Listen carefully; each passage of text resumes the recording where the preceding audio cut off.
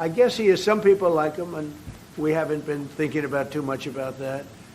It would seem to me that somebody from within maybe would be more appropriate. I've said that. He looks like a very nice person, but it would seem to me that somebody that's there, that's currently popular, if there's such a person. But we have people like that. We have people that were more moderate. You know, these were radical lunatics, and you know what they get? They get nothing. All they do is kill people. Mr. President, what exactly was the imminent? You've asked, not your turn. Exactly? Not your turn, please. Mr. President, are you going to take the heat off the Europeans to pretend to be helping Mark Rutte called on the allies to also help you? What does that mean?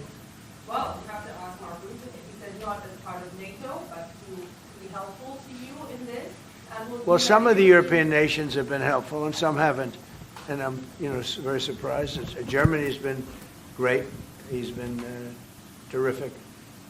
Others have been very good, terrific. I think that the head of NATO, Mark, is fantastic. Okay, Mark Rutte. I think he's fantastic. But some of the European, like Spain, has been terrible. In fact, I told Scott to cut off all dealings with Spain. Spain, first of all, it started when every European nation, at my request, paid 5%, which they should be doing. And everybody was enthusiastic about it, Germany, everybody. And Spain didn't do it. And now Spain actually said that we can't use their bases, and that's all right. We could use their base if we want. We could just fly in and use it.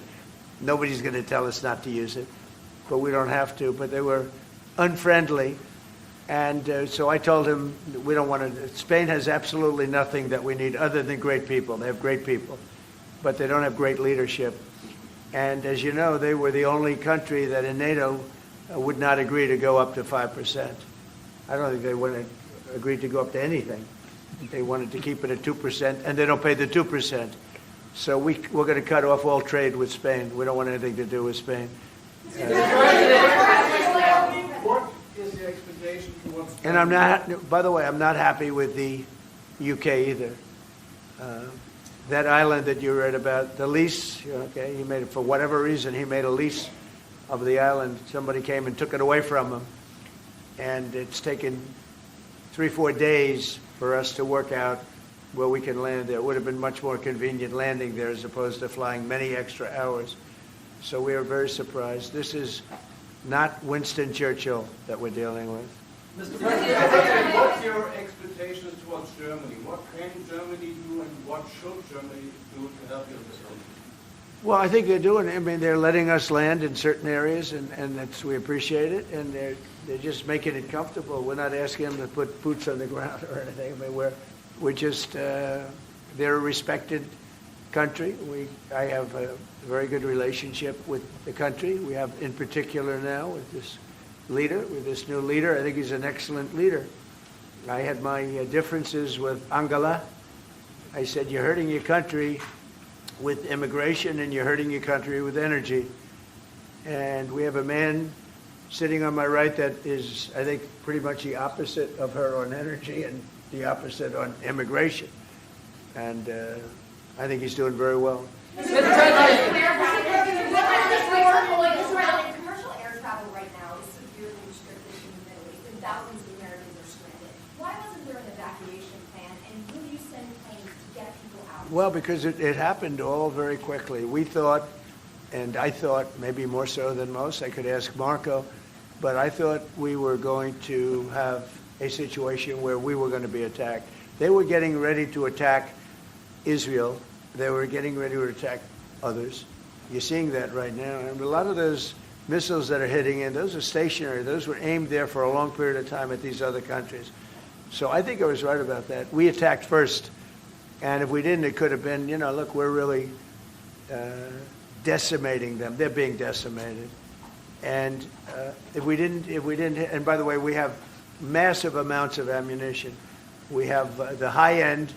A lot of it was given away stupidly by Biden, very stupidly, for free. And I'm all for Ukraine, but they gave away a lot.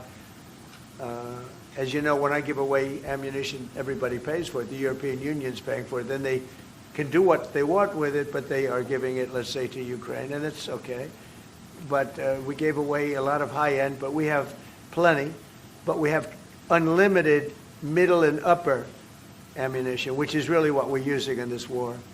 And we have really an unlimited supply. We also have a lot of the very high-end stored in different countries throughout the world. We're literally storing it there, which is actually something that I insisted on in my first term. I rebuilt the military in my first term. The military is great. Unbelievable amount of ammunition, or munitions, as they say, we're giving away to, the Wall Street Journal incorrectly covered the story when they said that it was given away to the Middle East. Not to the Middle East, it was given away to Ukraine. Very little was given to the Middle East. The Middle East would buy a lot, and some of the nations, because they're rich, they have a lot, but it was given away to Ukraine. And it just should have been done. Look, it's a war that should have never happened. If I were president, that war would have never happened. But we have a tremendous amount of munitions, ammunition, at the upper level, middle and upper level, all of which is really powerful stuff. Mr. President, a question to both of you. How worried are you that the rising prices for gas and oil are damaging the American economy and also Mr. Chancellor? Yeah, do you want to go ahead? Yeah, sure. This is, of course, damaging our economies. This is true for the oil prices, and this is true for the gas prices as well. So that's the reason why we all hope that this war will come to an end as soon as possible, and we are hoping that the Israeli and the American army are doing the right things to bring this to an end and to have really a new government in place who is coming back to peace and freedom. Yeah. Something had to be done. And it's been 47 years. They've been killing people all over the world for a long time. They were the kings and fathers of the roadside bomb. Soleimani, we killed him last term. If we didn't, I think it might be a different story today. They would have been much stronger and smarter than they are. But they did the roadside bombs. 95% of the people lost their legs, arms, had their face wiped out, just wiped out. I've seen some young people that it's so sad to watch. And that was almost all, 95% comes from Iran and with Soleimani. Soleimani loved his favorite weapon. He loved the roadside bomb.